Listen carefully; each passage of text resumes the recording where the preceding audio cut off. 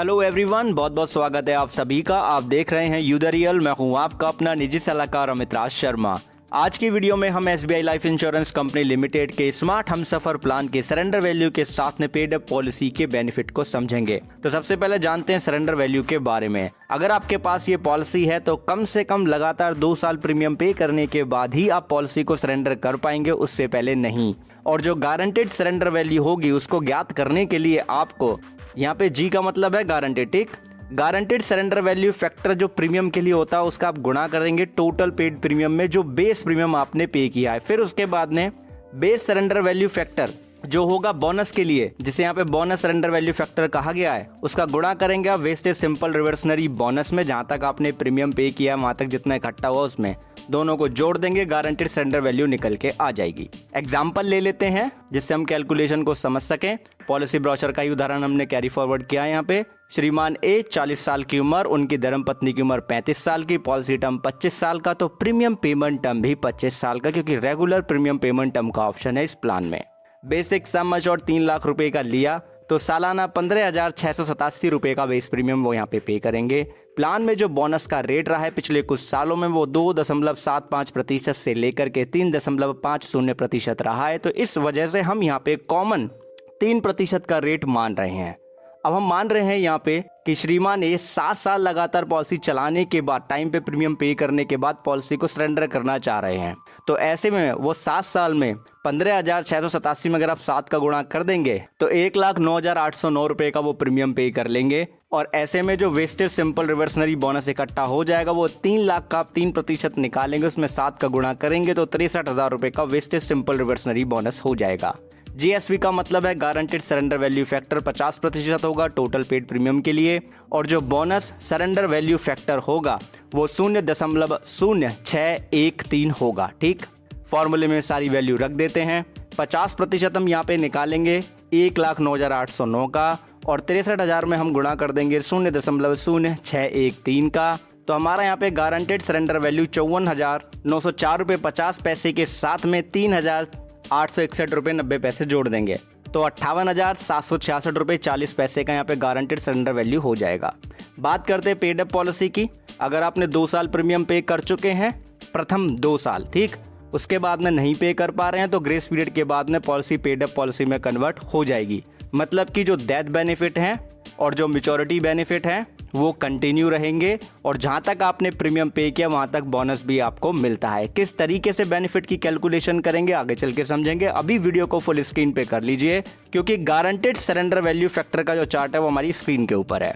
हमने उदाहरण में 25 साल का पॉलिसी टर्म लिया, 7 साल हमारे कंप्लीट हो गए, तो गारंटेड सरेंडर वैल्यू फैक्टर हमारा यहाँ पे 50% का अप्लाई हो गया। ठीक है, जैसा कि आप स्क्रीन पे देख रहे हैं। इसका PDF आपको टेलीग्राम चैनल पे भी शेयर कर दिया जाएगा। अब बात आती है बोनस सरेंडर वैल्यू फैक्टर की। तो देखिए यहाँ पे लिखा है ईयर्स टू मैच्योरिटी, यानी कि मैच्योरिटी आने में कितने साल बाकी हैं। ओके, उसके हिसाब से हमें यहाँ पे बोनस सरेंडर वैल्यू फैक्टर दिया गया है। 25 साल का हमने पॉलिसी टर्म लिया, 7 साल हमारे कंप्लीट हो गए, तो 25 में से हम 7 को घटा देंगे तो 18 साल आ जाएंगे, यानी कि ईयर्स टू मैच्योरिटी हो गए 18 साल। तो ऐसे में जो बोनस सरेंडर वैल्यू फैक्टर हो गया वो 0.0613 हुआ। राइट, इस तरीके से पूरा चार्ट चाहिए तो टेलीग्राम चैनल पे मिल जाएगा आपको। बात आती है पेड अप पॉलिसी के बेनिफिट की। तो हमें पता है कि जहां तक हमने प्रीमियम पे किया वहां तक ही हमें बोनस मिलेगा, आगे भविष्य में बोनस यहाँ पे नहीं इकट्ठा होगा पॉलिसी के अंदर। और बेनिफिट निकालने के लिए हमें पेड अप पॉलिसी फैक्टर, जिसे हम पेड अप वैल्यू फैक्टर भी कहते हैं, जानना होगा। उसके लिए क्या करेंगे, नंबर ऑफ पेड प्रीमियम को हम डिवाइड कर देंगे नंबर ऑफ पेबल प्रीमियम से जो हमें प्लान में पे करने हैं। राइट, तो पेड अप वैल्यू फैक्टर यानी कि पेड अप पॉलिसी फैक्टर निकल के आ जाएगा। सेम ही उदाहरण को हम यहाँ पे कंसीडर कर रहे हैं। श्रीमान ने 40 साल की उम्र, उनकी धर्मपत्नी की उम्र 35 साल की, 25 साल का पॉलिसी टर्म, 25 साल का प्रीमियम पेमेंट टर्म, 3 लाख रुपए का बेसिक सम और सालाना 15,687 रुपए का प्रीमियम। ठीक, अब हम मान लेते हैं कि श्रीमान ने पॉलिसी को 7 साल पे करने के बाद में, यानी कि 7 साल तक प्रीमियम पे करने के बाद में आगे प्रीमियम नहीं पे कर पा रहे हैं। तो ऐसे में पहले तो 7 साल तक का जो बोनस है वो 63,000 रुपये का इकट्ठा रहेगा। राइट, और भविष्य में कोई बोनस नहीं मिलेगा। अब मान लो कि पॉलिसी के दौरान किसी की भी डेथ होती है, यानी कि फर्स्ट डेथ होती है, चाहे वो श्रीमान एक हो या उनकी धर्मपत्नी की हो, तो उसको हम फर्स्ट डेथ कह रहे हैं। तो ऐसे में paid up sum assured on death दे दिया जाएगा।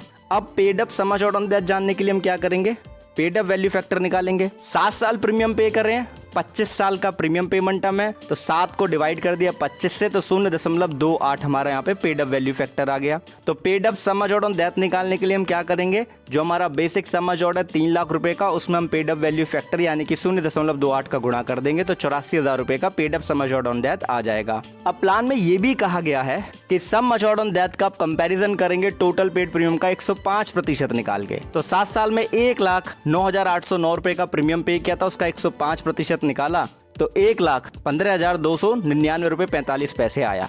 ये भी कंसिडर हो सकता है, ये भी हम मान सकते हैं। ठीक, अब मान लीजिए किसी की भी डेथ नहीं हुई, ना श्रीमान ने की ना उनकी धर्मपत्नी की, मैच्योरिटी तक सरवाइव कर गए, तो ऐसे में पेड अप मैच्योरिटी बेनिफिट मिलेगा, जो कि होगा paid up sum assured on maturity, या कहें कि paid up basic sum assured के साथ में वेस्टेज सिंपल रिवर्सनरी बोनस और टर्मिनल बोनस। अब जो paid up sum assured on maturity निकालने के लिए बेसिक सम अश्योर्ड में पेड अप वैल्यू फैक्टर का गुणा कर देंगे तो 84,000 ही हो जाएगा, और जो इकट्ठा हुआ बोनस है वो 63,000 रुपए का है, तो 1,47,000 प्लस टर्मिनल बोनस इनको मिल जाएगा मैच्योरिटी पर, पॉलिसी बंद हो जाएगी। अब ये जो इन्फॉर्मेशन मैंने शेयर की है ये ब्रोशर के पेज नंबर 6 पे आपको मिल जाएगी, उसी के आधार पे मैंने आपको बताया है। ठीक है, बाकी आप जानना चाहें कि कंफर्म बताएं paid up sum assured on death कैसे निकालते हैं, वो इसी तरीके से आप निकालेंगे, क्योंकि बेसिक सम अश्योर्ड का कंपैरिजन करेंगे टोटल पेड प्रीमियम का 110 का 10 निकाल के, यानी कि जो सालाना बेस प्रीमियम उसका 10 गुना निकाल के, तो आपका बेस सम अश्योर्ड ही ज्यादा बैठता है। ओके, अब हम मान लेते हैं कि श्रीमान ए की मृत्यु होने के बाद आगे चल के उनकी धर्मपत्नी की भी डेथ हो जाती, क्योंकि 25 साल का पॉलिसी टर्म है तो ऐसा पॉसिबल है, तो ऐसे में paid up sum assured on death के साथ में वेस्टेज सिंपल रिवर्सनरी बोनस और टर्मिनल बोनस यदि होगा तो इनके नॉमिनी को दे दिया जाएगा, पॉलिसी बंद हो जाएगी। यानी कि इस कंडीशन में भी 1,47,000 प्लस टर्मिनल बोनस इनके नॉमिनी को दिया जाएगा और पॉलिसी बंद हो जाएगी। ठीक है जी, अब आप प्रथम भाग जरूर देखिएगा। प्रथम भाग में मैंने maturity benefit, death benefit, eligibility criteria के बारे में बताया है और उसका लिंक आज की वीडियो के ही डिस्क्रिप्शन में दे दिया है, और टेलीग्राम से पीडीएफ भी चेक कर लीजिएगा, तो कंप्लीट इन्फॉर्मेशन आपको मिल जाएगी। राइट, कोई कंफ्यूजन नहीं रहेगा। आपने वीडियो अंत तक देखा उसके लिए आपका बहुत बहुत धन्यवाद, बहुत बहुत आभार। एक चीज खुद भी समझे, दूसरों को भी समझाएं कि इंश्योरेंस एक प्रोटेक्शन है, प्रोटेक्शन कभी अधूरी नहीं लेते हैं, और इंश्योरेंस को इंश्योरेंस की तरह ट्रीट करें, यानी कि प्रोटेक्शन की तरह ही ट्रीट करें। वीडियो पसंद आया लाइक करें, शेयर करें, जुड़े रहें हमारे साथ चैनल को सब्सक्राइब करके। धन्यवाद आप सभी का।